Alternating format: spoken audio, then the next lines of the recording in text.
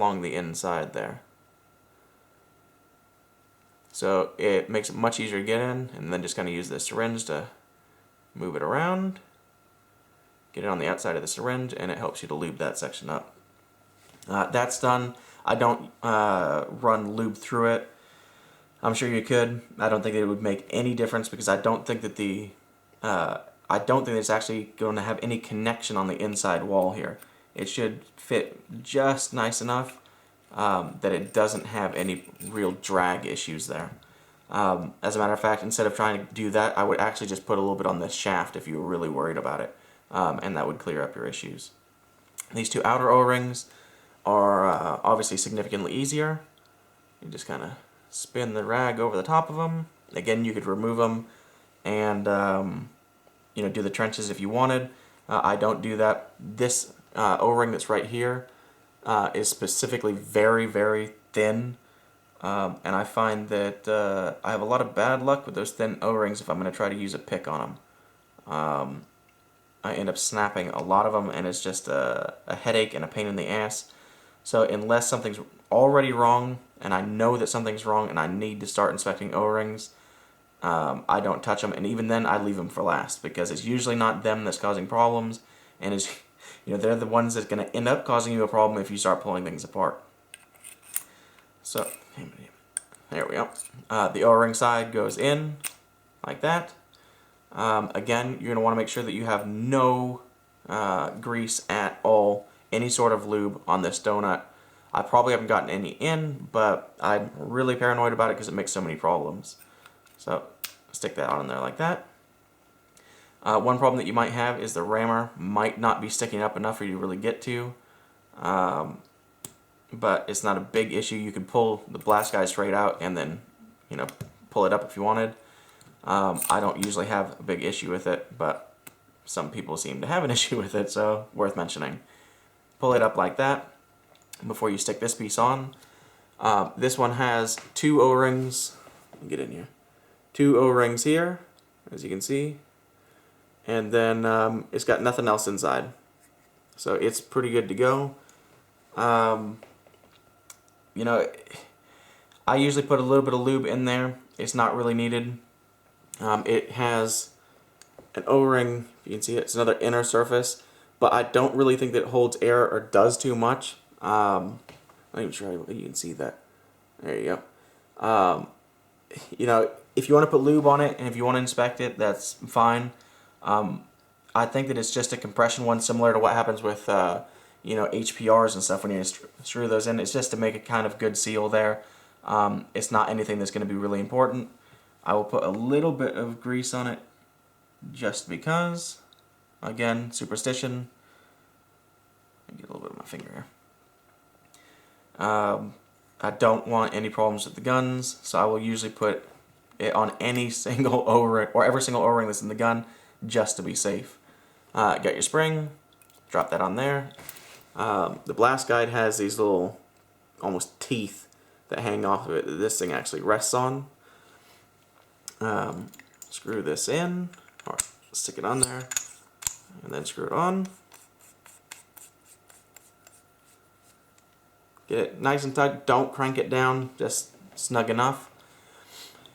Get these two wiped off. And a little bit more WD-5. There we go. Again, these don't really have any real pressure on them, and it's got no movement, so they're not real problematic. So I wouldn't worry about it too much. Just get that on. There we go. So that was that. The only thing left is the bolt. Give it a quick rub down. Again, this uses Tri-Flow. I would not recommend any sort of greases on it. There are people that use grease on it. I think actually Mike uses Dow 33 on it.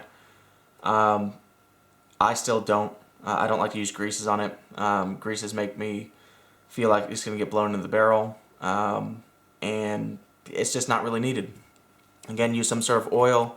A lot of people swear by Tri-Flow, but Tri-Flow is not required. If you're having sealing issues, it's not because you're using something other than Tri-Flow. You know, it's not like with the Dow 55 and the Dow 33 that suddenly it's because you did something wrong. It's just, you know, it would not be because of the lube that you're using. It would definitely be an O-ring problem. You don't want too much on there. The more you got on there, then the more that's going to get just lobbed into your barrel and start screwing stuff up. It's going to start gunking up eyes and all that. So I'll usually drop a drop on there and a drop on the other O-ring. I'll move it around, get it nice and thinned out, and then this center section here, I will just dry off with a rag. It doesn't need anything, really. It's metal. Some people were saying, like, on some of their marks they actually had Delrins. I'm assuming that those were probably Gen 1 marks. They're not Victories. Every single Victory I've ever seen had a metal bolt. So you're going to pop that back on there. And there you go. That is the bolt engine. Obviously significantly more complicated than a lot of the poppets you're going to see. It's not going to be, you know, any secret to anybody out there that inline poppets are, you know, much more work than stack tube poppets. Usually when I'm saying great things about the Victory, I say that it's got more maintenance. A lot of people don't seem to realize that it's going to be a decent, you know, they hear poppet, they think, yeah, okay, well, it's probably not that bad. I actually consider it to be worse than a good chunk of the spools, to be honest with you. But the good part about it is it doesn't need to be done that often. A lot of spools need to be maintained basically before every game day, or else you start running into issues, and that is not something that you have with the Victory. The Victory is basically, you know, I like to do it every case. Some people do it every 2, 3, 4, 5 cases. That's really up to you and when you start running into issues and such. But it's not like a spool that's going to be needed done or be done all the time. So yeah, that's that. All this stuff moved out of the way. Because now we'll be going deep into the gun. This is obviously a macro lineless gun. Due to that, it has it doesn't have a macro line, but it has an air channel that's milled into the grip section here. So the ASA actually attaches via a little air transfer port here that has an O-ring in there. Get in here is right here. So it's between the grip frame and the ASA. The ASA is kind of a pain in the ass to get off, so I won't be taking off the ASA. I think it's going to use way too much time. It's just a pain in the ass. Again, Exalt keys. Don't have one that fits the damn grip screws.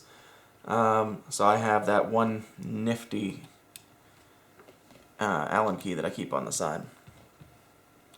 So remove your grip frame screws.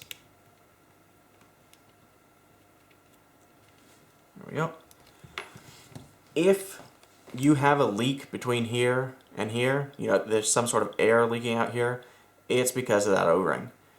Some people have issues that if they use HP air, that it's just too much. A lot of people say you need to use LP. You don't. It's not nearly as sensitive as the G6ers are. It doesn't really have problems with HP, but it can blow O-rings more often because of the HP. The two O-rings that you are going to risk blowing because of HP air is the one that's right here, and then the one that I'll show you later that's, I believe it's right here. And it connects, you know, the grip frame to the body itself. So, first things first, whenever I'm going to be working on the inside of this gun, I always remove the battery. So I don't want any sort of problems. I don't want to accidentally turn on the gun in the middle of it, especially when I'm going to have metal around it. I just don't like it. So I remove the battery. Now, this plate right here, as you can see, has a hole here, and that is where that's where the bottom grip screw. Hang on, I'm going to take a drink of water here. There we go. The bottom grip frame screw goes in right there on both sides.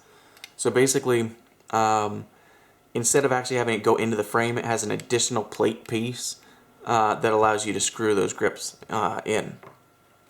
So let me see if you can, I'm not sure how well you can see in here, but right there, does this thing focus? There we go. Right there, there's a little screw, and that's what holds that plate in piece, or in place. So you know, all you do is screw out that screw, and this plate comes out. You need to remove the grip screw on the other side as well, because you know you have the screws obviously on both sides of it. So remove both of those, and then take out that one in the middle. This plate piece comes off, and then you have two tiny screws here, one there and one there, on both sides. You know, on both sides of this frame that holds this ASA in place. So first you need to remove, you know, both the grip frame screws on each side, and then the one that holds this plate in piece, and then the 4 small ones, and then you can remove the ASA. Kind of a pain in the ass. What are you going to do? You know, if you want macro lineless, it's going to involve stuff like that. So yeah, if you're having problems, that's how you're going to get that section off and remove this ASA so that you could switch out or fix that O-ring. If the O-ring slightly scratched or something like that, you could probably put a little bit of Dow 55 so it'll swell it up in case you don't have anything on hand. But that is definitely a band-aid fix. I would suggest finding something as soon as possible to get that fixed up. So anyway, real reason that we took off the grip frame, or the grips, is because you need to remove, if you're going to start getting in here and start working around, you're definitely going to want to remove the wires. That way you can completely separate it. I like to use needle nose pliers so that I don't accidentally grab the wrong things here. If you try to use your hands, you're just asking for trouble. So that comes off in one piece. Once that's popped off, we can get in here. Wrong size, of course. 2 times in a row. Here we go. Get this out of the way. You have in the front here 2 screws. A lot of people think that this one right here is maybe the LPR adjustment, but it is this one that is the LPR adjustment. This is the grip frame screw that actually keeps the grip on, or the grip frame on. So to avoid confusion, possibly messing those two up, what I always do is this back frame screw, always put an Allen key in that and remove it first, or at least loosen it, because you know that this screw here and that screw there are the same size. This Allen key that takes those 2 screws will not fit the velocity adjustment. I would assume that's by design so that you don't accidentally start screwing around and then you've completely wrecked your LPR pressure because you went for you thought you were going to take off your frame. So anyway, I like to do the back just so that I'm not tired one day and screw that up.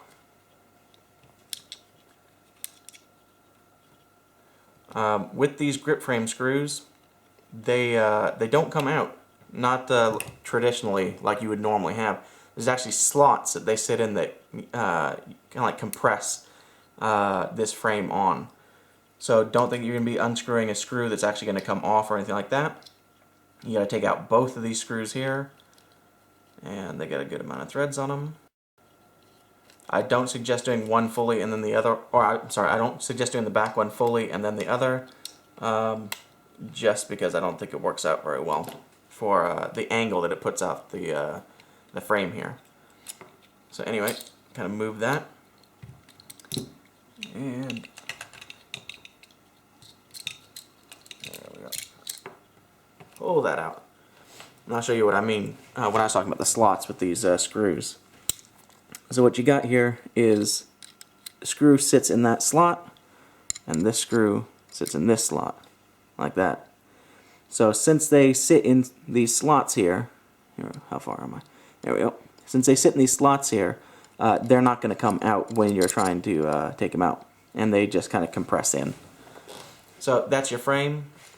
This is that O-ring that I was talking about, right here. So that's what actually delivers the air up from the ASA, and it takes it up into the frame here, which then takes it to the body. If you're having issues and it's leaking here with the trigger, it's probably that O-ring. It could be other things, it could be the Noid or whatever else, but I would always check that one first. That's another reason why when you're going to put on this frame again, you're going to want to snug up those two O-rings, because that's what actually keeps the pressure to keep this this whole thing sealed. And since this is before the regulator and before the LPR and all that, it's whatever pressure is coming out of your tank that hits there. So this O-ring and that O-ring are whatever the tank pressure is. So that's kind of a big reason why some people have issues with those, whereas with other guns you don't, because typically your gun goes into an ASA, that ASA directly delivers air to the HPR, which then kicks down the pressure, and it's not so with these. Those first two O-rings are actually holding back the full pressure of whatever your tank regulator is delivering. So they're subjected to a lot more pressure than normal. Anyway, take out those two screws and set them off to the side, and I'm just going to move the frame off to the side here. So now we got the body. This is where things start to get a little bit more fun. I never mess with a Noid. I've taken off a Noid before, and then you end up getting it just slightly wrong on that little gasket that it has, and you pinch the gasket and things go to crap. You never have a spare gasket unless, obviously some people do, but I never have a spare gasket to any of my guns, so I don't like to mess with a Noid. So I will move past that. This right here is your LPR, and this is your LPR adjustment. Let me get in here closer. LPR adjustment, and then the long one is your LPR. To get those off, you are going to need a small Phillips head screwdriver. I suggest some sort of, like the jewelry screwdrivers, or some sort of precision screwdriver. You got 3 screws right here that you're going to need to remove.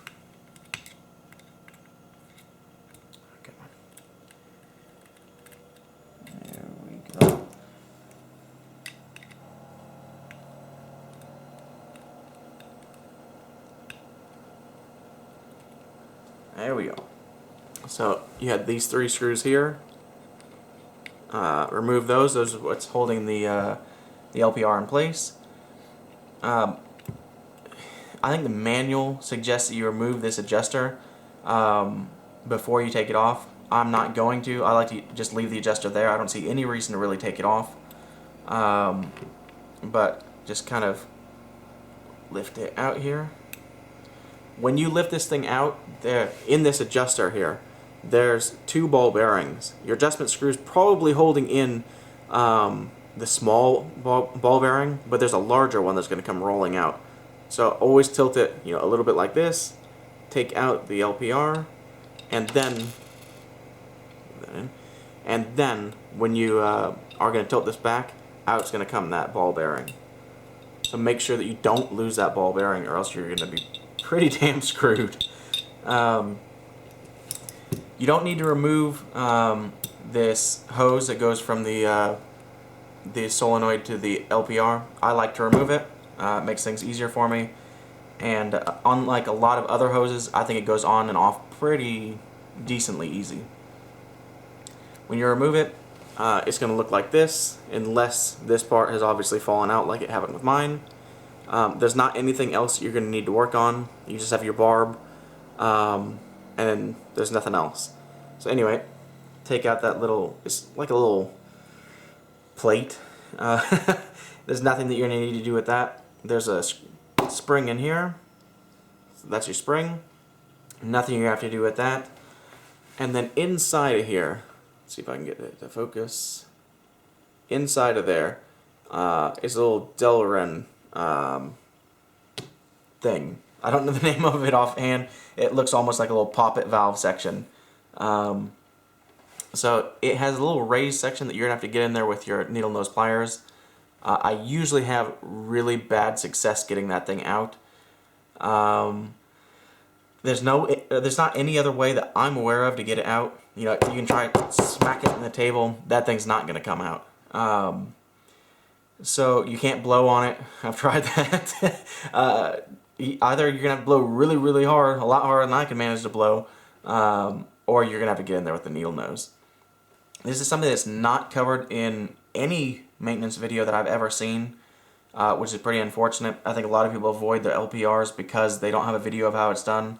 Even if you read the Victory manual, you know, it tells you that you need to do it, but it doesn't tell you how you get any of this stuff off. It just skips from, you know, take out those screws directly to, yeah, and then here's your stuff, put the lube and smack it back together. But you are going to need needle nose pliers. Mine are a little bit fat, which makes it a pain in the ass. The little nub that you need to grab onto is really, really hard to get a hold of, and I'm always afraid of damaging that whole nub section. You know, is Delrin or some sort of plastic. So if you know, if you keep on sliding off of it, yeah, it's probably gonna chew it up a little bit. I don't think it actually affects the gun. It doesn't have any sealing or anything like that. It's really just a, you know, it's a little channel section around it that the spring sits in. So I don't think there's going to be any real problem if you continue to mess up. Even now when I'm going to do it, I'm probably going to slide off a couple times. It's not easy. It's not really difficult, but it's not that easy to get the thing out either.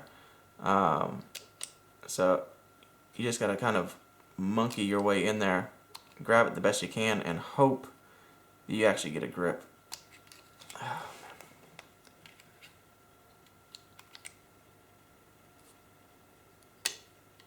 Damn it, I had it.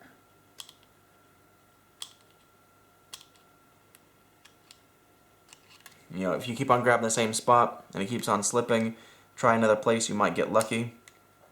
Here we go. There we go. So that's a little piece. There's another little thing in there. Not sure if you're going to be able to see, especially since this thing doesn't want to focus correctly. Of course not. Another little piece. I don't touch it. I don't know what it does. I don't know if it needs to be maintained. I've never maintained it. Never had a problem. But this is the only part of the LPR that's going to need to get worked on. There's no shim stack, nothing like that. It's just this Delrin or plastic piece. It has a single O-ring on it, and it has a little trench here. I'm not sure how well it's going to show up. There's a trench on this side here. So you get the O-ring here, and then kind of like a little trench. They say that, you know, Bob Long says that if you put a little bit of extra lube in there, it extends how long you can go without needing to maintain it. How true that is, I don't know, but I'm not going to find out, so I always put a little bit of extra lube in there. I don't use Dow 55 in the HPRs or the LPRs. I always use Dow 33 or some sort of Dow 33 derivative. You know, you can use hater sauce or a gun salve or whatever else.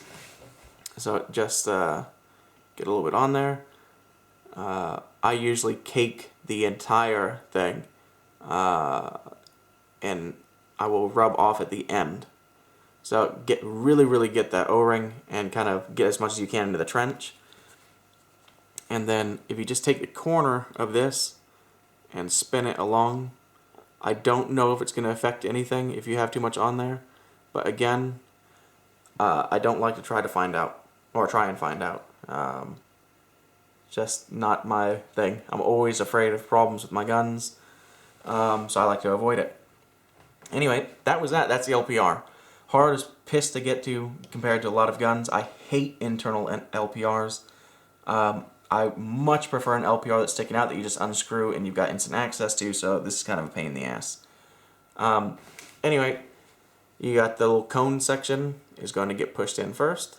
So you're going to have that nub that obviously, you'll notice what side you're supposed to use because you had to pull it out by that damn nub, and it's going to be a pain in the ass. After you've done this once, you'll probably never forget it again. Just kind of push it in a little bit. Put this ring on there, shove that in, and then this little washer or whatever the hell it is, stick that on there. So that was that. That's your LPR. That's all you got to do. That washer always falls out, pisses me off. Anyway, on here, there's a little gasket O-ring, which is going to be obviously supplying low pressure air into the bolt area or into the bolt chamber. You might want to put just a little tiny bit of grease on there. Just wet the O-ring. Don't go overboard on it. I use Dow 33 once again. So that's it for the inside. Like I said, you could take off the solenoid and work with that gasket. I don't screw with that thing. messing with your solenoids, and especially if you don't do it, it's just asking for trouble. I hate asking for trouble, so I don't mess with it.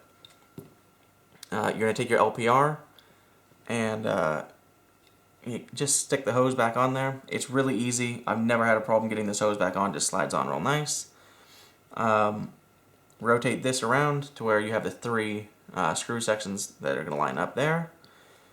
And this is where it gets a little bit of a pain. Because remember your ball bearing.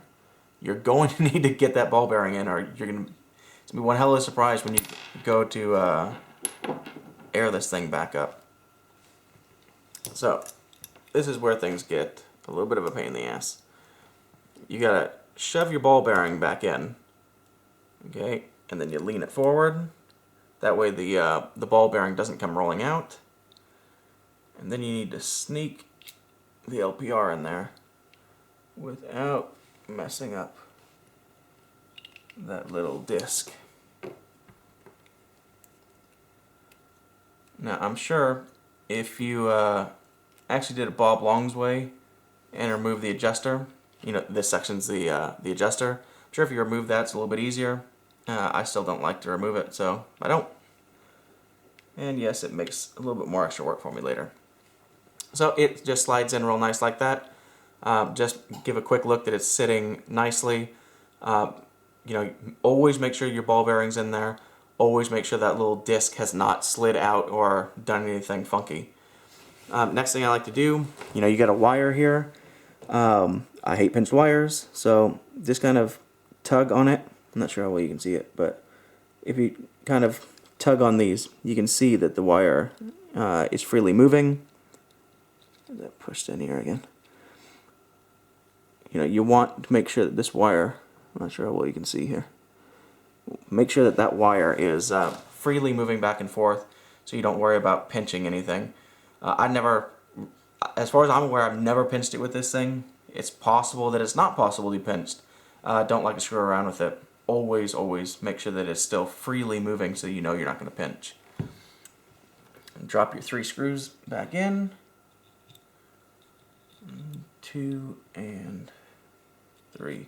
Before I screw those in and forget about it, your low pressure hose here comes around to this section of the solenoid. And you might think that you might want to just take this part off. That way when you remove your LPR, it's all that one contained piece. Those 2 screws are what holds on the solenoid. As soon as you remove those 2 screws, this solenoid is loose. So I would not suggest that route. Just pull off the hose. It's really easy to get on and off. I know a lot of people have had maybe issues with other guns, with other barbs, you know, where they were having difficulty getting it back on or off. It's not that way with this. It hasn't been with my 2 victories at least, so I definitely suggest you pull that thing off and don't mess with your solenoid. So get these 3 screwed in. Don't tighten them as you go. You know, they should be just a little bit loose. That way everything gets seated correctly. Yeah, it's possible. You know, I'm not sure how many people actually change car tires, but you know, you never want to tighten down one of the lug nuts and then just go in a circle and then call it good. You know, you always want to take one on this side and then one on that side. There. You know, it makes it a lot easier because, you know, when you tighten on diagonals like that, you don't crank them down, you just get it a little bit tight and then go like that. You end up with a much more even, once it's tightened down, everything's much more flat up against the surface it's supposed to be tightened to. Because if you tighten down one, it could be sitting at just an angle, and you've tightened it down so much that it's pinched, and then when you go to tighten down the other ones that would typically, you know, pull this thing flat, it doesn't go flat because the thing's jammed in this position. So it's the same here. Make sure that these 3 are nice and free-flowing, and then I tighten down that one, and then the back one, and then the middle one. That's what you do. Or that's at least what I do. So that's the LPR. That's everything that's inside here. We're basically done. Not really much else you do in here other than the Noid and such. So we'll start getting this thing put back together. Now, when you're putting it back together, there's a lot of stuff that's going to have to come together. And it can be frustrating, especially your first times. Take it slow. Be careful with these wires.